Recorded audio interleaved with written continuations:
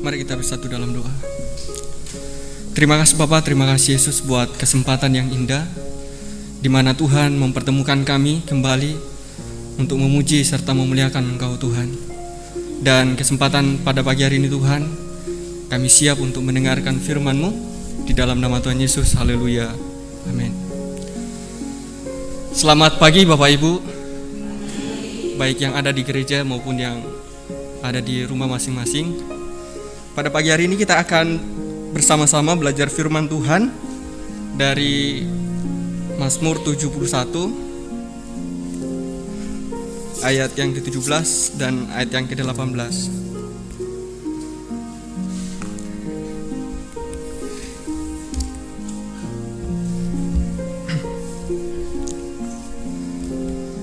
Dan tema yang diberikan kepada saya atau tema yang akan kita pelajari pada pagi hari ini yaitu usia tua tidak sama dengan dewasa rohani.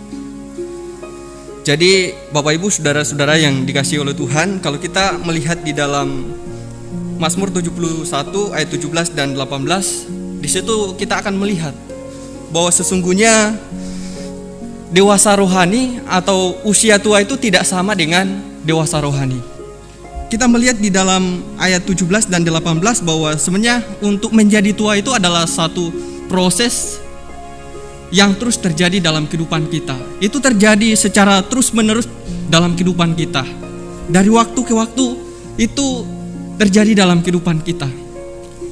Tetapi menjadi dewasa rohani itu tidak terjadi secara alami dalam kehidupan kita. Dewasa rohani itu melalui proses di mana Tuhan mengajar kita. Jadi untuk mengalami kedewasaan rohani di dalam Tuhan, maka yang pertama tadi kita harus mau diajar oleh Tuhan. Lalu ajaran apa yang seharusnya kita terima yang mendewasakan iman kita? Yang pertama adalah untuk kita boleh mengalami kedewasaan di dalam Tuhan, maka kita mau diajar oleh Tuhan. Apa? Ajaran apa yang dapat mendewasakan iman kita, atau hal apa yang dapat mendewasakan kerohanian kita? Yang pertama adalah di dalam ayat yang kelima dan ayat yang keenam kita akan belajar di situ. Yang pertama, untuk mendewasakan iman kita maka kita harus mempercayai Allah di dalam kehidupan kita. Kita harus mempercayai sungguh-sungguh bahwa Allah lah yang akan mendewasakan iman kita atau mendewasakan kerohanian kita. Dan yang kedua, kita akan belajar untuk menaruh pengharapan di dalam Tuhan. Kita juga mempercayai bahwa kuasa Tuhan itu selalu nyata dalam kehidupan kita. Jadi Bapak Ibu saudara-saudaraku yang dikasihi oleh Tuhan, bahwa sesungguhnya kalau kita ingin dewasa secara rohani di dalam Tuhan, maka kita mau belajar. Kita mau senantiasa diajar oleh Tuhan. Mungkin Bapak Ibu berkata bahwa saya sudah tua, saya sudah lama di gereja ini.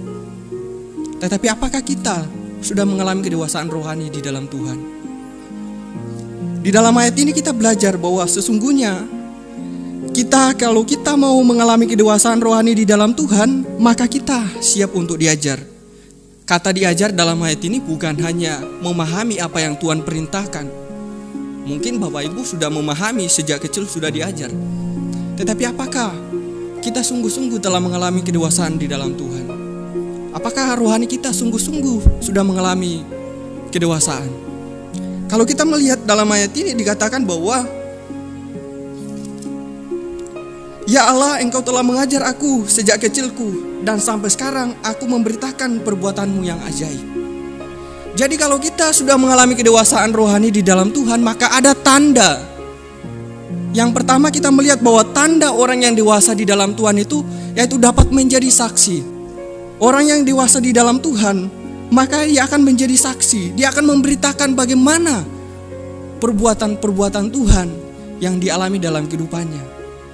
Jadi kita nggak hanya memahami apa yang Tuhan ajarkan, apa yang Tuhan kerjakan dalam kehidupan kita. Kita nggak hanya memahami apa yang Tuhan ajarkan kepada kita, tetapi kita juga terampil, kita juga terlatih. Bahkan kita juga menjadi pelaku-pelaku firman dalam kehidupan kita. Jadi Bapak Ibu saudara-saudaraku yang dikasihi oleh Tuhan, bahwa sesungguhnya ketika kita mau mengalami kedewasaan rohani di dalam Tuhan, maka yang pertama tadi kita belajar bahwa kita mau siap diajar oleh Tuhan. Kita mau siap untuk dididik oleh Tuhan. Itu kita melihat bahwa proses untuk diajar oleh Tuhan itu berlangsung dalam kehidupan kita. Itu berlangsung dari kecil sampai sekarang. Tuhan senantiasa mau mengajar kita. Tuhan senantiasa mau mendidik kehidupan kita. Sebenarnya banyak peristiwa ya dalam kehidupan kita yang Tuhan nyatakan sebenarnya untuk mengajar kita, untuk mendidik kita semakin dewasa. Bagaimana kita harus mempercayai Tuhan sungguh-sungguh dalam kehidupan kita. Bagaimana kita harus menaruh pengharapan kita di dalam Tuhan. Ayat yang kelima bahwa sebab Engkaulah harapanku ya Tuhan, kepercayaanku sejak muda. Jadi kita mau belajar Bapak Ibu, saudara-saudaraku yang dikasihi Tuhan, untuk kita senantiasa siap untuk mau diajar oleh Tuhan. Dan yang kedua adalah bagaimana supaya kehidupan kita sebagai orang-orang yang percaya kepada Kristus tidak hanya menjadi tua, tetapi juga kita mau mengalami kedewasaan rohani dalam Tuhan. Yang kedua adalah senantiasa berdekat dengan Tuhan. Kita senantiasa berdekat dengan Tuhan di dalam ayat yang ke-18. Dalam ayat 18 di situ dikatakan bahwa sampai pada masa tuaku dan putih rambutku, ya Allah, janganlah meninggalkan aku.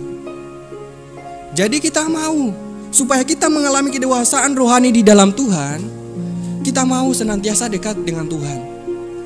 Karena tidak mungkin ya kita dapat mengalami kedewasaan di dalam Tuhan kalau kita jauh dari Tuhan. Enggak mungkin kita akan mengalami kedewasaan rohani di dalam Tuhan kalau kita enggak mau diajar oleh Tuhan. Di dalam ayat ini juga kita melihat bahwa kerinduan Daud supaya kehidupannya itu senantiasa dekat dengan Tuhan. Sampai pada masa tua putih rambutku, dikatakan janganlah meninggalkan aku.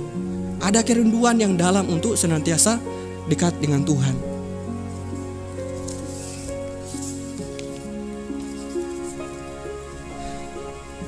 Jadi kita melihat bahwa kita senantiasa mau berdekat dengan Tuhan. Kenapa? Karena kuasa penyertaan Tuhan itu telah dinyatakan dalam kehidupan kita.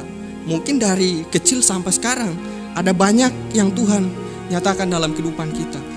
Kuasa penyertaan pertolongannya selalu dinyatakan dalam kehidupan kita. Tetapi bagaimana dengan kehidupan kita yang saat ini? Mungkin kita sudah tua. Apakah kita mau senantiasa dekat dengan Tuhan? Daud ini berharap bahwa di masa tuanya penyertaan Tuhan yang dialami dari kecil sampai sekarang itu dirasakan sampai pada masa tuanya. Bagaimana juga dengan kehidupan kita sebagai umat-umat Tuhan di tempat ini? Apakah kita juga mau supaya kehidupan kita yang selama ini kita sudah setia, sudah sampai sekarang kita senantiasa datang ke gereja, kita datang kepada Tuhan. Apakah kita juga mau sampai pada masa tua kita senantiasa berdekat dengan Tuhan? Berdekat dengan Tuhan karena kita sudah karena kuasa penyertaan pertolongannya sudah dinyatakan dalam kehidupan kita. Daud memahami bahwa Tuhan itu berkuasa. Dia yang dapat menyelamatkan dia yang dapat melepaskan dia dari musuh-musuhnya dan memberikan tempat perlindungan dari serangan musuhnya. Jadi Bapak Ibu saudaraku yang dikasihi oleh Tuhan, kita juga pasti sudah merasakan bagaimana kasih, bagaimana kuasa, bagaimana pertolongan penyertaan Tuhan dalam kehidupan kita. Daud juga sama, merasakan penyertaan Tuhan, merasakan kuasa Tuhan, dilepaskan dari musuh, diselamatkan, bahkan dilindungi senantiasa oleh Tuhan. Nah, apakah kita juga sama seperti Daud? Dalam masa tuanya dia mau supaya senantiasa dekat dengan Tuhan. Dia merasakan pertolongan Tuhan. Di saat dia lemah, Tuhanlah yang menjadi satu-satunya yang dapat menolong dia. Saya punya dosen Bapak Ibu, ketika kami kuliah itu dia nggak mau ketika kami matikan kameranya karena memang usianya sudah tua.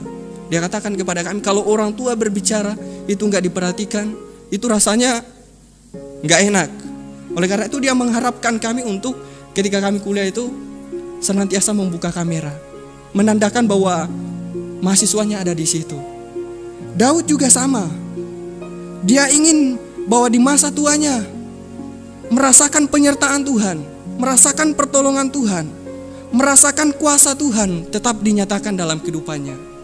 Jadi saudara-saudaraku yang dikasihi oleh Tuhan, mari kita juga senantiasa memiliki kerinduan untuk berdekat dengan Tuhan, untuk senantiasa dekat dengan Tuhan.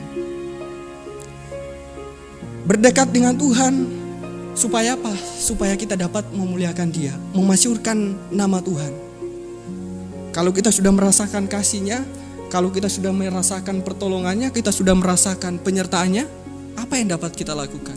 Di dalam ayat ini Daud katakan bahwa supaya aku dapat memberitakan kuasa-Mu kepada angkatan ini dan keperkasaanmu kepada semua orang.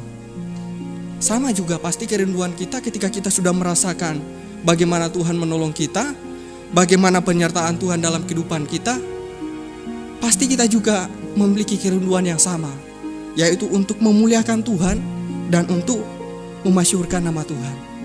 Amin Bapak Ibu. Amin ya. Jadi Bapak Ibu saudara-saudaraku yang dikasihi oleh Tuhan, kerinduan kita juga sama. Dalam kehidupan kita, kita senantiasa mau memuliakan Tuhan dalam kehidupan kita, mau memasyurkan nama Tuhan. Bahkan dalam ayat ini dikatakan bahwa ya Allah, janganlah meninggalkan aku, supaya aku dapat memberitakan kuasa-Mu kepada angkatan ini, keperkasaanmu kepada semua orang. Di masa tua dia mau mempergunakan waktunya yang ada untuk menjadi teladan, menjadi dapat menyatakan kuasa Tuhan bagi angkatan yang akan datang, atau mungkin kepada anaknya ya. Sama juga dalam kehidupan kita, jemaat. Seringkali orang tua itu menjadi model ya bagi anak-anaknya, menjadi contoh. Kalau orang tuanya setia, pasti anaknya juga setia. Nah, itu juga yang harus kita kerjakan dalam kehidupan kita.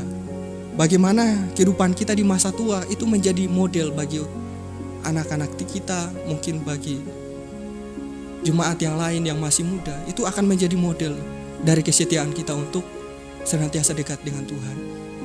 Jadi Bapak Ibu saudaraku yang dikasihi oleh Tuhan, untuk kita mengalami kedewasaan di dalam Tuhan, maka kita mau untuk senantiasa diajar oleh Tuhan, dan kerinduan kita adalah untuk senantiasa dekat dengan Tuhan. Jangan kita meninggalkan Tuhan di masa tua kita, tetapi marilah kita untuk senantiasa setia, senantiasa dekat dengan Tuhan, memiliki kerinduan untuk memuliakan serta memuliakan Tuhan dalam kehidupan kita. Jadi demikian firman Tuhan. Mari kita bersatu dalam doa. Terima kasih Bapak, terima kasih Yesus untuk firman-Mu yang telah kami pelajari bersama. Kiranya Tuhan menolong setiap kami, menolong setiap kehidupan kami untuk dapat menjadi pelaku-pelaku firman-Mu, dan Tuhan memberikan kami pemahaman. Tuhan menolong kami untuk memahami lebih dalam terhadap apa yang akan Tuhan ajarkan kepada kami. Di dalam nama Tuhan Yesus kami berdoa. Haleluya. Amin.